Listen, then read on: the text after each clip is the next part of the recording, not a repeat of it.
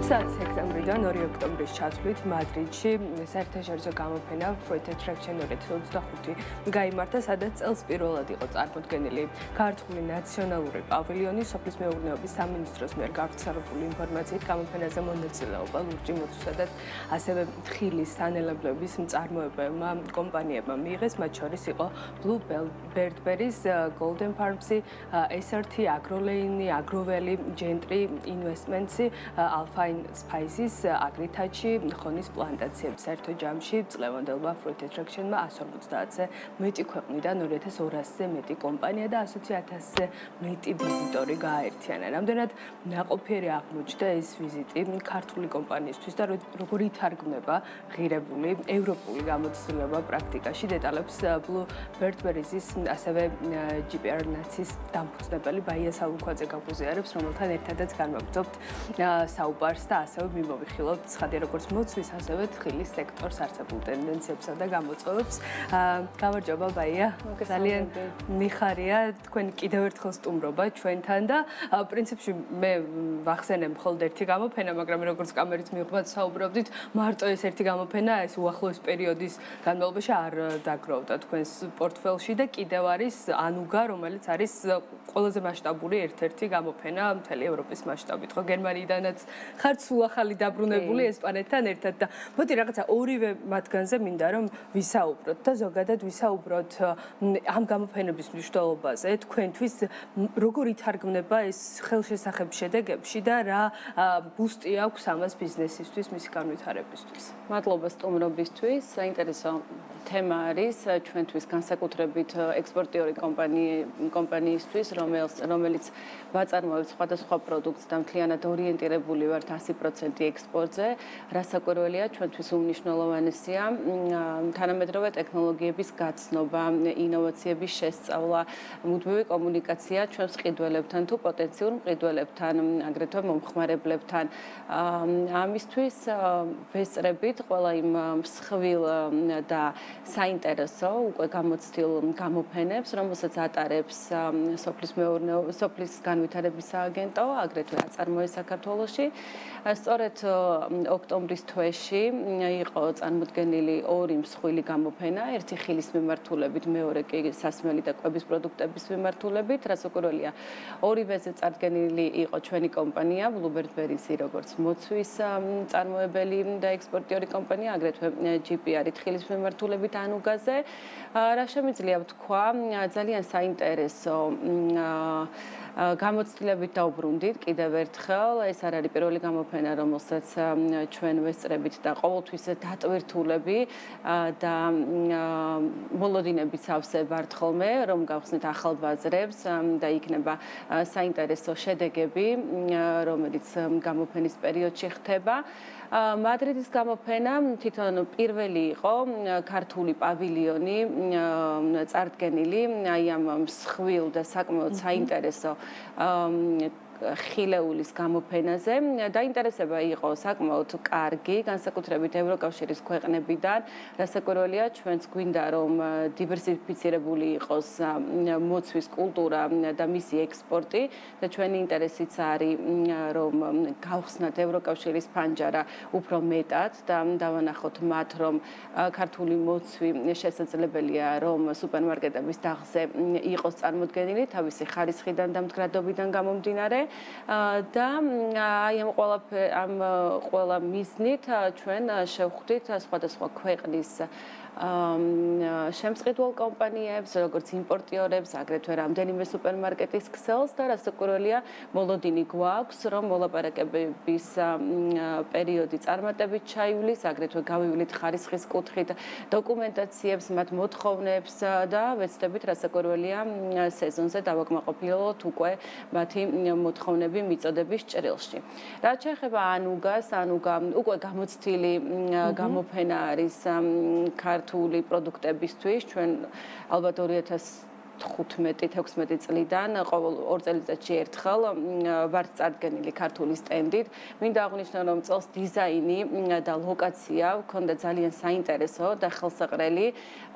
იყო დატვირთული, გსტუმრობდნენ სხვადასხვა ქვეყნიდან, არა მხოლოდ ევროპიდან, აგრეთვე სხვა კონტინენტებიდან შემსყიდველები, ჰქონდა არსებულ მომხმარებლებთან ურთიერთობა, მოლაპარაკებები და განსაკუთრებით მაშინ, როდესაც წელს აქტუალურია ქართული თხილი და ინტერესი კიდევ და უფრო იზრდება. რასაკვირველია, ახალი პოტენციური მყიდველებიც საკმაოდ გამოჩნდა ევროკავშირის მხრიდან და ინტერესება დიდია და ეხლა უკვე ვართ მოლაპარაკებების ეტაპზე, გავდივართ სხვადასხვა დეტალებს, უკვე დატვირთვებიც აქტიურად მიმდინარეობს თხილში და დადებითად შეგვიძლია შევაფასოთ განსაკუთრებით ანუკა წლევანდელი, რომელიც იყო, როგორც თქვი, ძალიან დატვირთული. და საპარტნიორო კავშირებიც წამოიყოლეთ, რაც განსაკუთრებით მნიშვნელოვანია და პრინციპში ეფექტიანობაც ამით იზომება ხოლმე მაინც გამოფენების, რამდენად ითარგმნება შემდეგ უკვე რეალურ პრაქტიკაში ეს ყველაფერი და აი თქვენც ეხა აღნიშნეთ, რომ ძალიან დიდი ინტერესი არისო ევროკავშირის მხრიდან ქართულ თხილზე. ჩვენ რაღაცნაირად ტურბულენტობასაც უყურებდით ბოლო პერიოდის განმავლობაში, იმიტომ რომ თუ რაღაცა იყო წლების განმავლობაში ათეულში, შემდეგ რაღაცა ცოტა უკან გადაინაცვლა ქართულმა თხილმა და იყო საუბარი მათ შორის საექსპორტო მოცულობების შემცირებაზე. დღეს თუ ასე ვთქვათ არის ისევ აღმავალი დინამიკა დაბრუნებული ამ სექტორში საერთაშორისო ბაზრებზე პოზიციონირების ჭრილში, როგორ უყურებთ თქვენ? წელს უფრო გარემო პირობებმა იმ წარმოებულ, მსხვილ წარმოებულ ქვეყნებში, როგორიც არის თურქეთი, იტალია, გარემო პირობებმა გამოიწვია ის, რომ ფაქტობრივად დეფიციტი არის შექმნილი მიწოდების ჭრილში და ამ დროს, როდესაც პროდუქტი არის ნაკლებად ხელმისაწვდომი, მოთხოვნა სხვადასხვა წყაროებიდან რასაკვირველია იზრდება. ჩვენ როგორც ქვეყანა ვერ ვიტყვი, რომ გავაუმჯობესეთ თხილის სექტორში, ვთქვათ, იგივე ბაღების გაშენების დინამიკა, ან ფაროსანასთან ბრძოლის მეტი საჭიროებები ჩავატარეთ, თუმცა თვითონ მოთხოვნა არის გასდილი გამომდინარე იქედან, რომ ბაზარზე გვაქვს დეფიციტი, რაც გამოიწვია ყინვამ, მაშინ როდესაც თხილის გულის ფორმირება ხდება, ყვავილობის შემდგომ თხილის გულის ფორმირება ხდება და უკვე კვირტი გამოდის. აპრილის თვეში მოხდა რამდენიმე დღიანი ყინვა, რომელმაც დააზიანა თურქეთის მოსავლის გარკვეული დიდი პროცენტი, აგრეთვე იტალიაში იყო სხვადასხვა შეფერხებები გარემო პირობებიდან გამომდინარე და იქაც ფაქტიურად განახევრდა მოსავალი და შესაბამისად ალტერნატიული ბაზრები, სადაც შესაძლებელია რომ ფასი იყოს უფრო ხელმისაწვდომი, ბევრი მომხმარებლისთვის საინტერესო გახდა. ჩვენ როგორც ქართული თხილი და მაღალხარისხიანი პროდუქტის მწარმოებლები ყოველთვის ვამბობთ, რომ ქართული თხილი არ არის ალტერნატივა და ყოველთვის შეგვიძლია დავაკმაყოფილოთ მაღალი ხარისხით სხვადასხვა ევროპელი მყიდველები. ხშირად გამოგვდის ეს, თუმცა არიან ისეთი მომხმარებლები, რომელთანაც ყოველთვის ჭირს ამის დამტკიცება და სხვა წარმოშობის პროდუქტი ურჩევნიათ. აი წელს უბრალოდ ეს პერიოდი არის, როდესაც ვცდილობთ აი ამ პირობებში, მაშინ როდესაც საინტერესო ხდება კიდევ უფრო ქართული თხილი, მოვახდინოთ აი ამ ბაზრის გარღვევა და მათთან იმ პროდუქტის მიწოდება, რომელიც შემდგომაც შესაძლებელია სტაბილურად მიწოდების საშუალება გახდეს. ძირითადად რომელი ქვეყნებიდან არის ხოლმე ინტერესი? აი ეხა ბოლო ტრენდი რას აჩვენებს? საით უფრო იზიდავთ და მათ შორის ეს არის რაღაცა რა სეგმენტურად როგორ ნაწილდება? ეს არის საცალო გაყიდვები, ეს არის მათ შორის B2B პარტნიორობის ნაწილში თუ ძირითადად თხილი არის ინგრედიენტი, თხილი ფაქტიურად ვერ ნაცვლდება, თანაცვლება ვერ ხდება მისი სხვა თხილეულით, გამომდინარე იქედან, რომ შოკოლადის წარმოებაში ყველაზე მეტად გამოიყენება თხილის პროდუქცია. მრავალფეროვანი არის იმ მომხმარებლების არეალი, სადაც იყიდება თხილი, რასაკვირველია ეს არის პირდაპირ იმპორტერი კომპანიები, რომელიც მუშაობენ რიტეილზე, ჰოულსეილზე, მწარმოებელი კომპანიები უშუალოდ შოკოლადის, მარციპანის და ასე შემდეგ. რაც შეეხება ბაზრებს, ქართული თხილი სად გადის, გვაქვს ტრადიციული ბაზრები ევროკავშირის მიმართულებით, როგორიც არის გერმანია, როგორიც არის იტალია, პოლონეთი, საფრანგეთი, საკმაოდ გააქტიურებულია ქართული თხილის შეწყდვის კუთხით და დინამიკა არის მზარდი. თუმცა ამას გარდა ევროკავშირის მიღმა ჩვენ ვყიდით რასაკვირველია აზიის მიმართულებით, ვყიდით გალფის ქვეყნების მიმართულებით და ასე შემდეგ. აი ჩვენ როდესაც გვქონდა გაზაფხულზე ინტერვიუ, მაშინ მეუბნებოდით, რომ დაახლოებით 90%-ით და მეტი არის ჩვენი თხილის გაყიდვები სწორედ ევროპულ ბაზარს უკავია ის მაჩვენებელია. დღეს როგორი რეალობა? ისევ მსხვილ წილს ინარჩუნებს თუ მოხდა მათ შორის დივერსიფიცირება და თუ არსებობს ალტერნატივა თუნდაც აზიურ ბაზრებზე, რომ რაღაცნაირად შეიძლება ჩანაცვლდეს, არა, მაგრამ რაღაცნაირად განაწილდეს გაყიდვები. თუ თქვენთვის მნიშვნელოვანია ეს სტაბილურობა, რომელიც ასოცირდება თავისთავად ევროპულ ბაზართან. ნუ რასაკვირველია იქიდან გამომდინარე, რომ ძირითადი შოკოლადის წარმოებელი კომპანიები თუ სხვადასხვა ტკბილეულის წარმოებელი კომპანიები არიან განთავსებული უფრო მეტად ევროკავშირის ქვეყნებში, მოთხოვნა ყოველთვის სტაბილური არის ევროკავშირის ქვეყნებიდან, თუმცა ეს არ ნიშნავს, რა თქმა უნდა, რომ ჩვენ არ ვცდილობთ სხვა ბაზრებზე გავიდეთ, ან დაინტერესება არ არის. რასაკვირველია, ხდება, როგორც აღვნიშნე, აზიის მიმართულებით გაყიდვა, არა მხოლოდ როგორც ინგრედიენტად, იგივე გაუტეხავი თხილი არის პერიოდები, თუ კი ამერიკული თხილი კონკურენციას არ გვიწევს, დიდი რაოდენობით გადის ჩინეთის მიმართულებით. გააჩნია პერიოდს, გააჩნია სხვა მწარმოებელი ქვეყნების ფასთა წარმოქმნას, თუ რამდენად კონკურენტული არის ქართული თხილი სეზონურობის მიხედვით და აი ბაზრებიც მაშინ ჩნდება ხოლმე. თუ კი კონკურენტული არის იმპორტის გადასახადის მიმართულებით, თუ კი კონკურენტული არის, იმიტომ რომ როგორც მოგეხსენებათ, ქართული თხილი ევროკავშირის ქვეყნებში შედის ნულოვანი ბაჟით, აგრეთვე ჩინეთთან გვაქვს სპეციალური შეთანხმება, სადაც აგრეთვე ნულოვანი ბაჟით შედის ქართული თხილეული მთლიანად, რაც რასაკვირველია გვაძლევს უპირატესობას იგივე თურქულ თხილთან, თუმცა არის ბაზრები, სადაც პირიქით არ გაგვაჩნია უპირატესობა და იგივე თურქული თხილი ლიდერობს და კონკურენციას ვერ უწევთ. თუმცა აი ფასი ახსენეთ ახლა და თავისთავად რასაკვირველია ხა თურქეთი როგორც აი ამდენი ხნის და გამოცდილების და ბოლოს და ბოლოს მასშტაბის მწარმოებელი თავისთავად გამოწვევა იქნება ჩვენელი პატარა ქვეყნისთვის. თუმცა აი ახლა როგორც აღნიშნეთ რომ თურქეთში მოსავალმა მოსავლის ასე ვთქვათ ხარისხმა რაოდენობამ თავისთავად დადებითი ეფექტი იქონია ჩვენზე. აი აქედან გამომდინარეობს მათ შორის წლევანდელი ფასწარმოქმნის მოცემულობაც რომ გაორმაგდა ფაქტობრივად ხო თხილის ფასი. კი, საქართველოს დაახლოებით ჩვენ წლიური მოსავალი გაუტეხავი თხილის პირობებში გვაქვს 50-55,000 ტონა. მაშინ როდესაც თურქეთი ნორმალურ პირობებში თურქეთის წარმოების მასშტაბი 750,000 ტონა.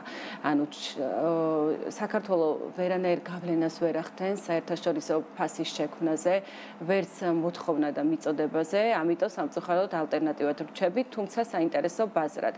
თუ კი ხარისხობრივ მოთხოვნებს დავაკმაყოფილებთ. წლევანდელი წელი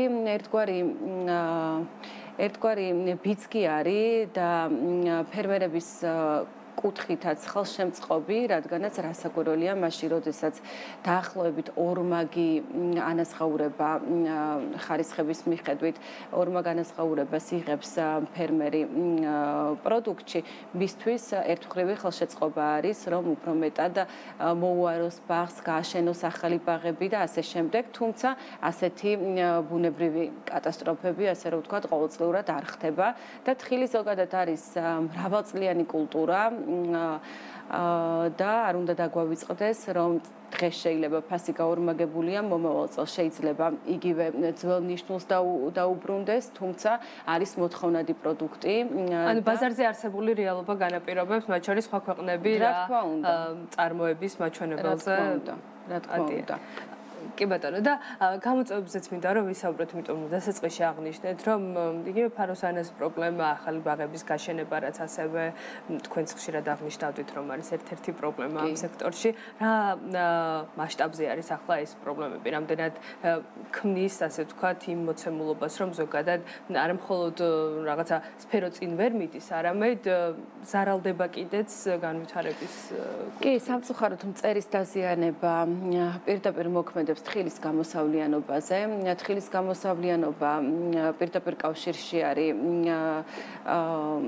საფასურთან, რომელსაც ფერმერებს ვუხდით მწარმოებელი კომპანიები. შესაბამისად, ფაროსანას პრობლემა არის არა მხოლოდ ერთი რგოლის საზრუნავი, არამედ ყველა ჩართული რგოლის, იგივე პირველადი წარმოებიდან, შემდგომ წარმოებელი, გადამამუშავებელი რგოლი, სახელმწიფო და ასე შემდეგ.